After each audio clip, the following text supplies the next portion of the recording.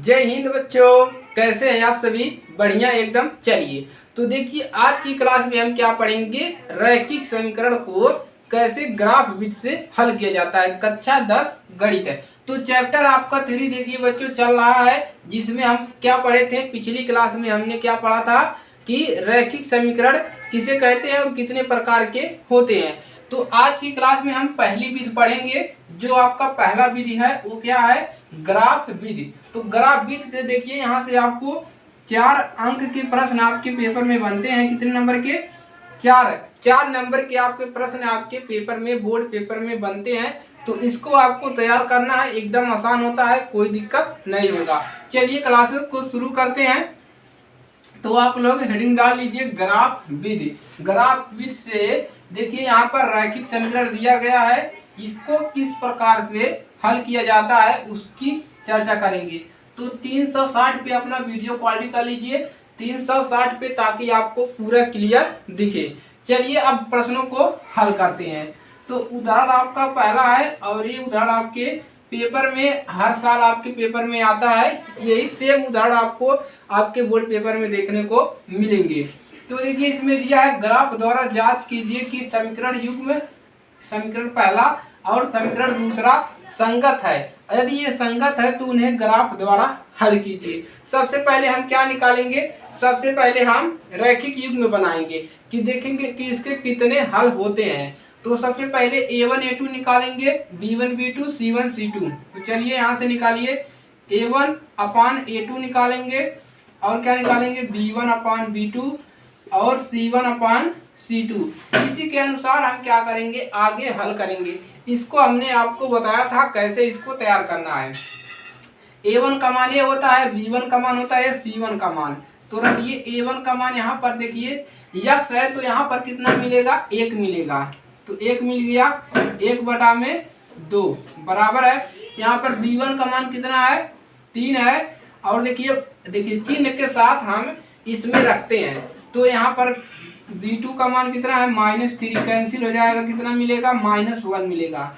तो यहाँ पर दिख रहा है कि जो a बराबर नहीं है, इसको हल करने की आवश्यकता ही नहीं है, क्योंकि a पहला वाला ही आपका बराबर नहीं है।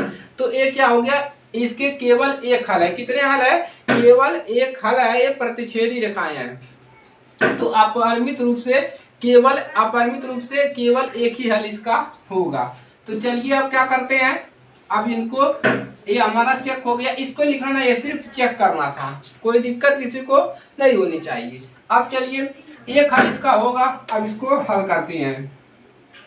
चलिए तो अब देखिए, यहाँ से आपको करना क्या है, आपको दोनों समीकरण से x और y के मान निकालने हैं।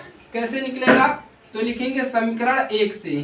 तो सबसे पहले दोनों समीकरण को लिख लो, x + 3y बराबर 6, समीकरण 1। और दूसरा है 2x - 3y बराबर 12, समीकरण का 2 समीकरण है। अब एक समीकरण 1 से समीकरण 2 से हम x और y का मान निकालेंगे। तो लिखिए आप लोग समीकरण नंबर 1 से। समीकरण 1 से हम क्या करेंगे, x y का मान निकाल लेंगे।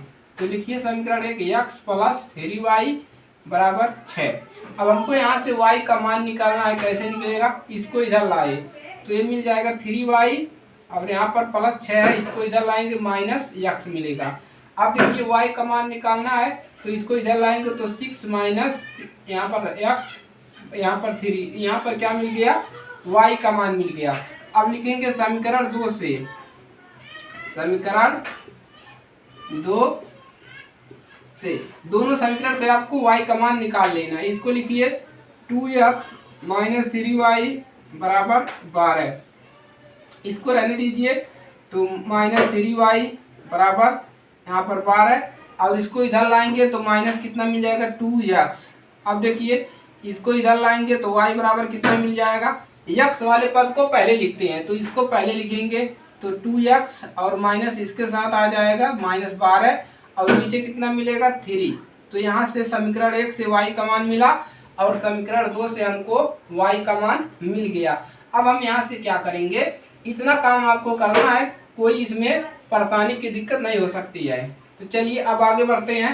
अब यहाँ से हम क्या करेंगे, यक्स और वाई के दो मान निकालेंगे, यक्स का दो मान, वाई के दो मान, मैक्सिमम दो मान निकालने होते हैं, ताकि हम दो बिंदु निकालेंगे, उसको ग्राफ बिंदु पर दर्शाएंगे। चलिए अब देखिए, अब हम यहाँ से दो मान निकालेंगे और उसको दर्शाएंगे। तो कौन सा हटाएं भाई, चलिए तो समीकरण एक वाला से देखिए, यहाँ से देखिए, चलिए इसको हल करते हैं। तो समीकरण एक सबसे पहले इसी को लगाते हैं। चलिए यहाँ पर यक्स इस प्रकार से लिख लीजिएगा, यक्स बराबर ऐसे लिखते हैं, और वाई इसको ऐसे कोष्टक बना लीजिएगा, और यहाँ से हम दो मान निकालेंगे। चलिए तो देखिए यहाँ पर वाई का मान लिख दीजिएगा इस प्रकार से 6 माइनस एक्स और अपान 3। अब देखिए, अब यहाँ से आपको दो मान यहाँ से निकालना है, कैसे निकालना है चलिए देख बताते हैं। अब क्या करिए, यहाँ पर हम x का मान क्या रखें, 0, x का जो मान है 0 रखेंगे, किसमें, इसी में जहाँ पर हम y का निकाले हैं। तो यहाँ पर x का मान 0 रखोगे, यहाँ पर 0 रख दोगे तो कितना मिलेगा, 3 एक 3, 3 दूना 6, तो कितना मिल गया, 2 मिल गया। x का मान 0 रख रहे हैं तो 2 मिल रहा है। अब x का मान कुछ और रखिए, आपको कम मान लाना है, ज़्यादा बड़ा नहीं लाना है। तो देखिए यहाँ पर -6 है, तो यहाँ का अगर हम यहाँ पर 6 रख दें तो ये घट जाएगा, तो यहाँ पर हम 6 रखेंगे, x के स्थान पे यहाँ पर 6 रखेंगे, तो 6 में से 6 घटेगा 0, और 0 बटा में कितना हो जाएगा 3, तो 0 बटा में 3 बराबर 0 मिल जाएगा। तो यहाँ से हमको देखिए पहले वाले समीकरण से हमको दो मान मिल गया।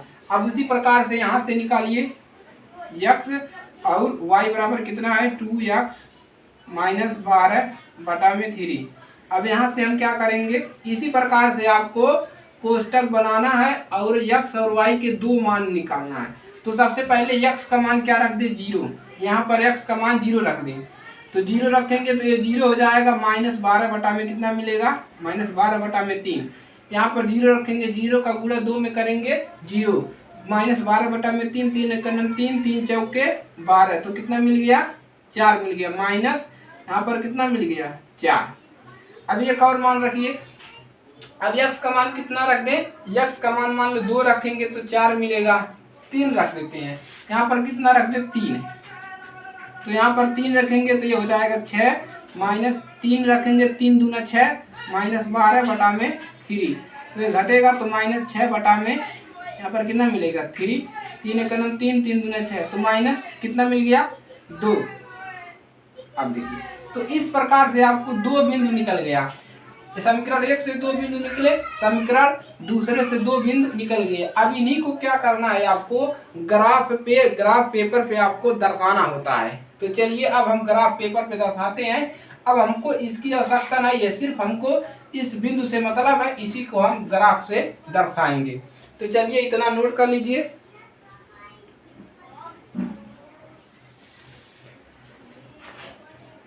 चलिए इतना नोट कर लिया। चलिए एक बार और दोबारा बता देते हैं आप लोगों के लिए क्या करना है इसमें। देखिए आपको इस प्रकार से दो समीकरण मिलेंगे, रैखिक समीकरण, उसको आपको इस प्रकार से y का मान निकालना है, सिंपल सा काम। दोनों समीकरण से y का मान निकालना है। इस समीकरण के नीचे आपको यहाँ से क्या करना है, x का 0 मान रख के 1 2 कुछ भी रख सकते हैं, उसको रख के दो बिंदु निकालना है। उसी प्रकार से यहाँ पर करना है। अब देखिए आगे का प्रोसेस क्या है। अब हम इसको हटा रहे हैं, चलिए इसको आप लोग लिख लिए हैं। चलिए अब देखिए इसको हटा रहे हैं। अब हम क्या लिखेंगे, बिंदु। अब हम बिंदु इसको मान लेंगे A और B और इसको P और Q।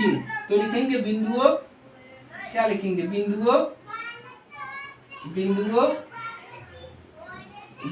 A बराबर हम A को क्या मान ले 0,2 और B को हम मान ले कितना 6,0 और यहाँ पर देखिए इसको PQ मान लीजिए।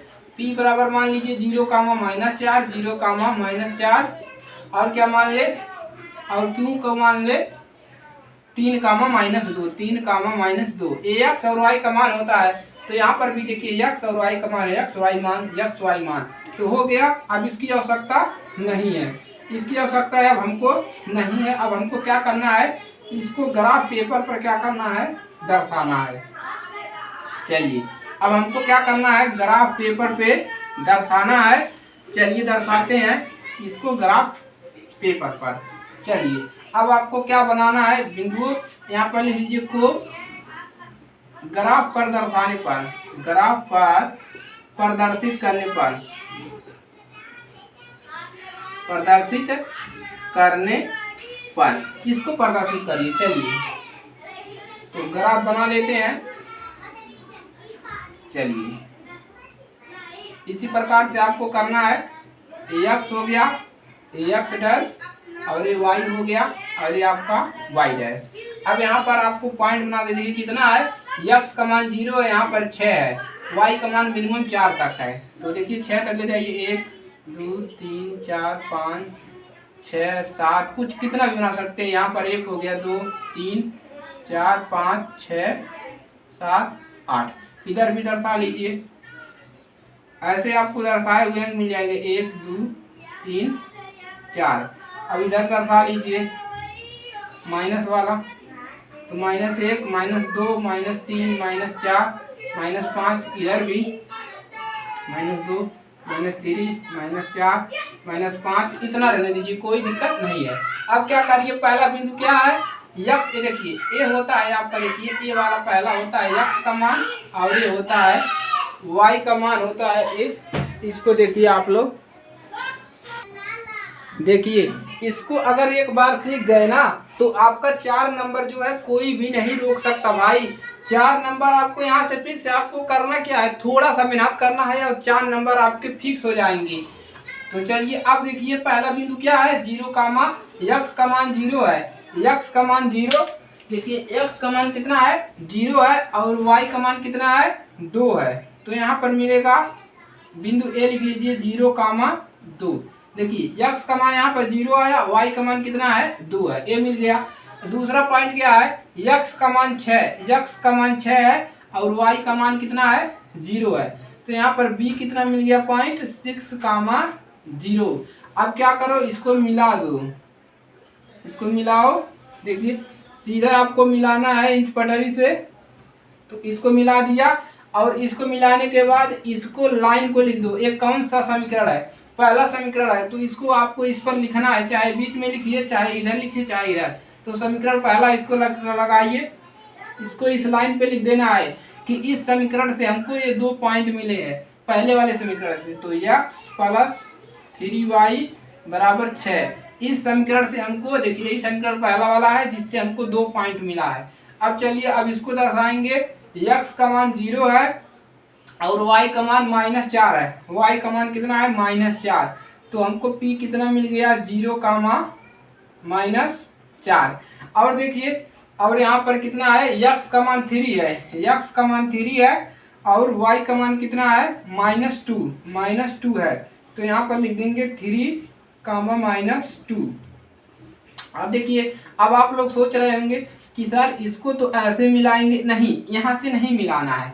यहाँ से आपको क्या करना है, देखना है कि देखिए ए बी जो है पी क्यू का क्या है, उभयनिष्ठ है, यानी कि ए बी जो है पी क्यू का उभयनिष्ठ है। तो इसको कहाँ से मिलाओगे, इसको देखिए एक तो पॉइंट यहाँ पर आया और एक तो पॉइंट आपका यहाँ पर आ गया, तो कैसे मिलाओगे। तो इसको मिलाने के लिए आपको इधर ले जाना पड़ेगा।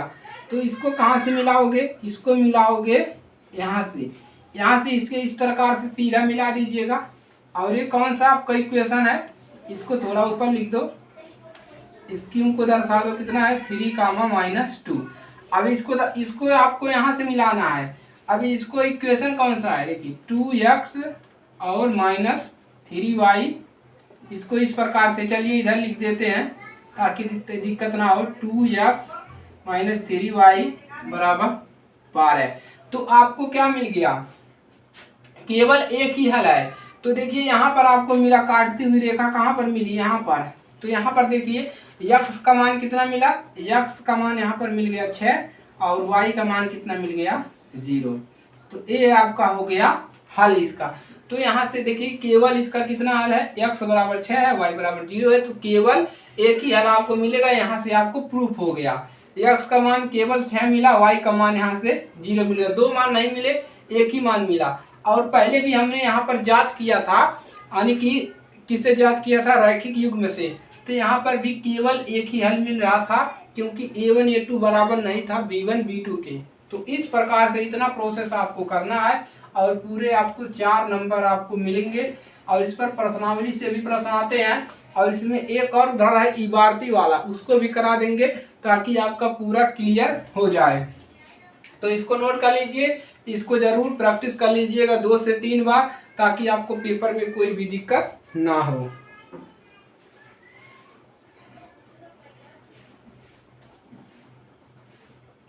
तो चलिए स्क्रीनशॉट ले लिया या नोट कर लीजिए, कापी कलम तो लिए ही होंगे। चलिए तो आज के लिए सिर्फ इतना ही बच्चों।